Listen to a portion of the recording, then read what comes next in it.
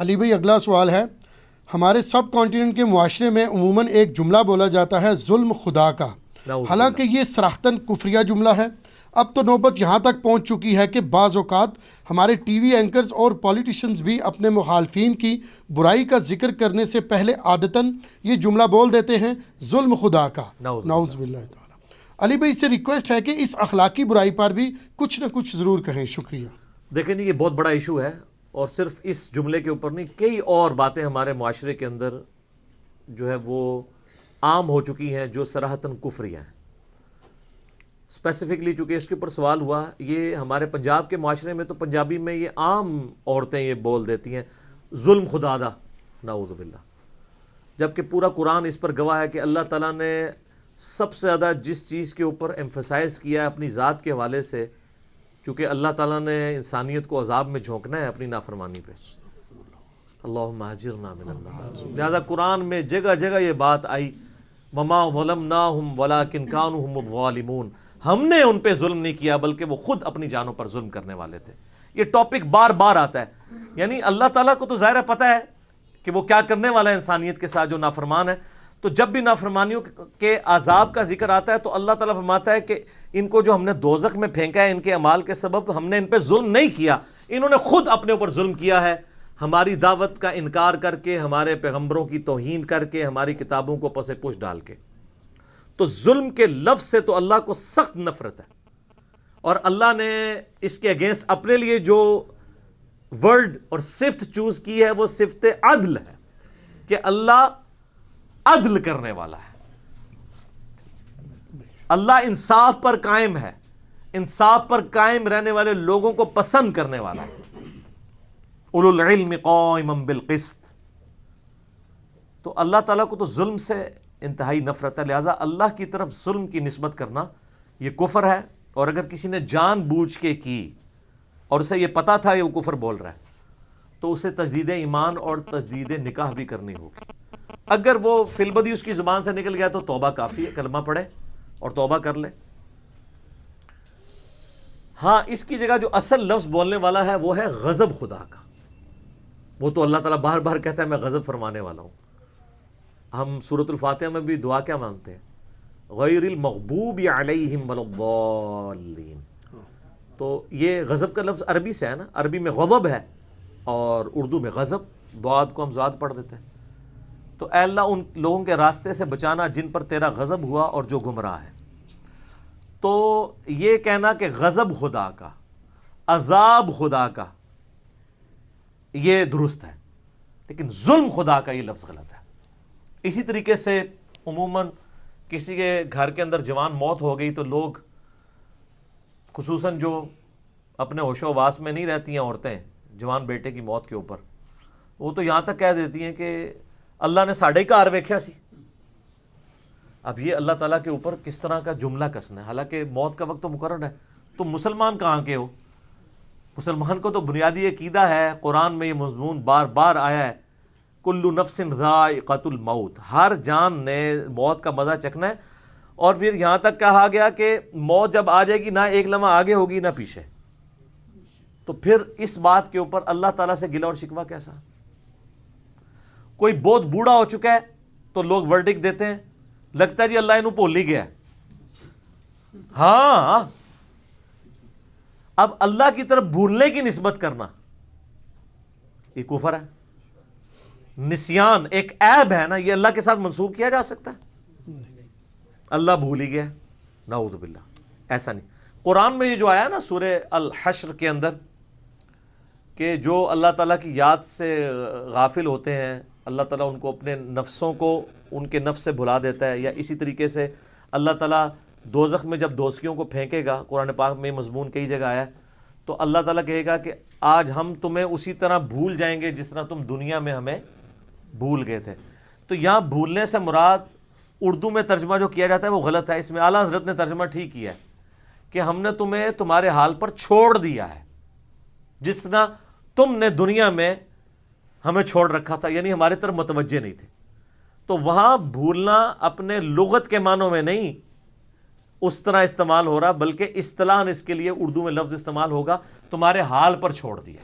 اللہ بھولتا تو نہیں ہے نا, اللہ تو ہر چیز کا حساب رکھے ہوئے ہے. اللہ فرشتوں کا محتاج نہیں ہے.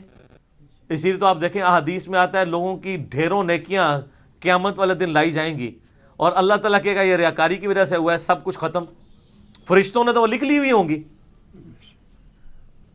فرشتے تو دھوکہ کھا جاتے ہیں اس اعتبار سے کہ ان کو علم الغیب نہیں ہے. سر صحیح مسلم میں حدیث نہیں ہے قیامت والے دن ایک سخی کو, ایک شہید کو اور ایک قاری کو قرآن کے لایا جائے گا, اللہ فرمائے گا میں نے تجھے جو ہے وہ اتنی دولت دی تھی, اس کے بدلے تو نے کیا کیا؟ وہ کہے گا یا اللہ میں نے اتنا مال تیری راہ میں خرچ کیا, اور فرشتوں نے وہ نامہ مال میں لکھی ہوئی ہوں گی نیکی. اللہ فرمائے گا تو نے صرف اس لیے کی کہ لوگ تجھے نیک کہیں, اور تجھے دنیا میں لوگوں نے نیک کہہ لیا, اب ہمارے ہاں تیرے لیے کوئی اجر نہیں ہے, اونا منہ کر کے دوزخ میں. شہید سے اللہ پوچھے گا, وہ کہے گا یا اللہ جان تو دے دی اور کیا کرتا؟ اللہ فرمائے گا تو نے جان اس لیے دی کہ تاکہ لوگ تجھے کہیں بڑا بہادر ہے, تو لوگوں نے تیری بڑی تعریف کی تھی, میرے ہاں تیرے لیے کوئی اجر نہیں. یار اللہ کتنا غیرت مند ہے, ایک بندے نے جان بھی دے دی ہے نا, ذرا سا اس میں یہ چیز داخل ہوئی ہے نا, اللہ نے کہا کوئی نہیں. مسند احمد میں حدیث ہے جس نے دکھلاوے کے لیے روزہ رکھا اس نے شرک کیا, جس نے دکھلاوے کے لیے نماز پڑھی اس نے شرک کیا, جس نے دکھلاوے کے لیے صدقہ کیا اس نے شرک کیا. پھر صحیح مسلم کی اسی حدیث میں آتا ہے کہ پھر اللہ تعالیٰ ایک قاری کو بلائے گا, تو نے کیا کیا؟ کہ یا اللہ میں نے پوری زندگی قرآن سکھایا لوگوں کو, تو نے مجھے یہ دولت دی تھی, تو اللہ نے فرمایا اس لیے تو کرتا رہا کہ لوگ تجھے کہیں بڑا علامہ بڑا قاری ہے, تو لوگوں نے تیری بڑی تعریف کی ہے, تجھے اجر مل چکا ہے, اونا منہ کر کے دوزخ میں. تو صحیح مسلم کی ایک اور حدیث ہے کہ اللہ تعالیٰ تمہاری شکلوں اور مال کو نہیں دیکھتا, دلوں اور اعمال کو دیکھتا ہے. یہ جو شکلوں سے اور بڑی خوبصورت نورانی شکلیں بنا بنا کے, اور یار وہ اللہ کے بندوں آپ کسی غیر مسلم کو بھی جو ہے نا 4 دن اے سی والے کمرے میں رکھ کے خوبصورت سی داڑھی رکھوا کے تو پیاری سی پگڑی باندھ دیں تو وہ بھی نورانی نظر آنا شروع ہو جائے گا. ٹھیک ہے نا, یہ اس سے آپ پبلک کو دھوکہ دے سکتے ہیں, اللہ کو نہیں. اللہ کے لیے شکلیں کوئی میٹر نہیں کرتی, کوئی شکلیں تو اس نے خود بنائی ہیں. کسی کو سفید رنگت دی, کسی کو کالی دی, کسی کے ہونٹ موٹے بنائے, کسی کے باریک بنائے, کسی کا ناک موٹا بنا دیا. حضرت بلال حبشی ہمارے سب کانٹیننٹ کی ڈاکٹرن میں خوبصورت تو نہیں ہو سکتے, یہاں تو باریک ہونٹوں والے کو, پتلی ناک والے کو اور صاف رنگت والے کو خوبصورت سمجھا جاتا ہے. حبشی میں تو اس طرح کی کوئی چیز نہیں ہوتی ہے. لیکن صحیح بخاری اٹھا کے دیکھ لیں, حضرت عمر کہا کرتے تھے ابو بکر ہمارے سید ہیں جنہوں نے ہمارے سید بلال کو آزاد کروایا. سبحان اللہ. تو اللہ تبارک و تعالیٰ کے ہاں تو کرائٹیریا بالکل ڈیفرنٹ ہے, ہم لوگوں نے کرائٹیریے بالکل کوئی اور بنائے ہوئے ہیں. لہٰذا زبان کو بڑی احتیاط سے استعمال کریں. صحیح بخاری اور صحیح مسلم دونوں میں حدیث موجود ہے, نبی صلی اللہ علیہ وآلہ وسلم نے فرمایا کہ بعض اوقات انسان پوری زندگی جنتیوں والے اعمال کرتا رہتا ہے حتیٰ کہ جنت سے ایک بالشت رہ جاتا ہے, اور اپنے منہ سے کوئی ایسا کلمہ نکال دیتا ہے کہ دوزخ کے اندر پہنچ جاتا ہے. وہ استغفر اللہ تو بولے, تو یہ اس طرح کے کلمات نکالنے سے ایسا ہو جاتا ہے نا. تو اس لیے ڈرنا چاہیے کہ انسان اپنی زبان کو کہاں پہ استعمال کر رہا ہے. خصوصاً اللہ اور اس کے رسول کے معاملے میں آپ مذاق بھی نہیں کر سکتے. سورہ توبہ کے اندر بھی آتا ہے نا کہ وہ منافقین جو ہیں وہ بھی نبی علیہ السلام کے ساتھ اس طرح کی گفتگو کرتے تھے, اگر کوئی کاؤنٹر کوشچن ہو جاتا تو کہتے ہیں ہم تو مذاق کر رہے تھے. تو اللہ نے اتنا سخت فتویٰ دیا, کیا اللہ اس کا رسول ہی رہ گئے کہ تم ان سے مذاق کرو؟ تم ایمان لانے کے بعد کافر ہو چکے ہو, اللہ کے رسول کے ساتھ مذاق کرتے ہو. ٹھیک ہے, تو وہ کہتے تھے یا رسول اللہ آپ ہمیں غزوہ تبوک کے اوپر نہ لے کے جائیں, ہمیں آزمائش میں نہ ڈالیں, ہم فتنے میں پڑ جائیں گے. وہاں پہ وہ شام کی عورتیں ہیں, آپ کو پتہ ہے ہم عورتوں کے معاملے میں ویسے ہی بڑے کمزور ہیں.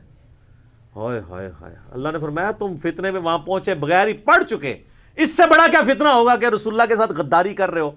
آج نبی علیہ السلام کی جان سے بڑھ کر کوئی اور تمہیں چیز ہونی چاہیے تھی, اپنی جانیں ان کے لیے نچھاور کرتے. تو فتنے میں تم پڑ چکے کہ تم نے اپنی جانوں کو رسول اللہ کے اوپر ترجیح دے دی ہے, وہاں جا کے کیا فتنے میں تم نے پڑھنا ہے. ہمارے ٹی وی اینکرز بھی اور religious so called scholar modern بعض اوقات اسلام کے معاملات کے اندر اس طرح کی گفتگو کرتے ہیں کہ وہ اپنی طرف سے تو علم جھاڑ رہے ہوتے ہیں حالانکہ جہالت ہی جھاڑ رہے ہوتے ہیں، اور کئی لوگوں کا ذہن خراب کرتے ہیں اور اپنی آخرت برباد کرتے ہیں، بعض اوقات انٹینشنلی بھی کرتے ہیں، بعض اوقات ان انٹینشنلی بھی۔ یہ پچھلے دنوں اسلامی سزاؤں کے حوالے سے جاوید چودھری صاحب کا جو ایک کالم انہوں نے لکھا تھا، میں نے اس کے اوپر ریکارڈنگ کروا دی تھی، کئی لوگوں تک ماشاءاللہ وہ پہنچی ہے کہ یار احتیاط سے اپنی زبان کو استعمال کریں، اسلام کے اوپر گفتگو کرتے ہوئے، دین کے حوالے سے گفتگو کرتے ہوئے کوئی ایسے الفاظ استعمال نہ کریں جس میں جو ہے نا وہ کفر کا پہلو نکل ہے۔ تو یہ ظلم خدا کا بولنا یہ کفر ہے۔ اسی طریقے سے اکثر آپ پنجابی میں محاورہ سنتے ہیں، اردو میں بولا جاتا ہے، پہلے پیٹ پوجا پھر کام دوجا، یہ بھی کلمات کفر ہے۔ پیٹ کی پوجا کرنا، اللہ کے سوا تو کسی کی پوجا نہیں ہے۔ اگر آپ کہیں جی نہیں پیٹ پوجا سے مراد جو ہے وہ کھانا پینا ہے، تو اس کے لیے پوجا کا لفظ تو نہیں استعمال ہوتا۔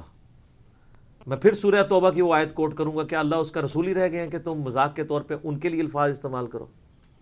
اردو میں محاورہ بولا جاتا ہے میری انتڑیاں قل ہو اللہ پڑھ رہی ہیں، کوئی اور الفاظ استعمال کر دیں آپ، نہ دین کے معاملات کو بیچ میں لے کے آئیں، پیٹ پوجا کا لفظ استعمال نہ کریں۔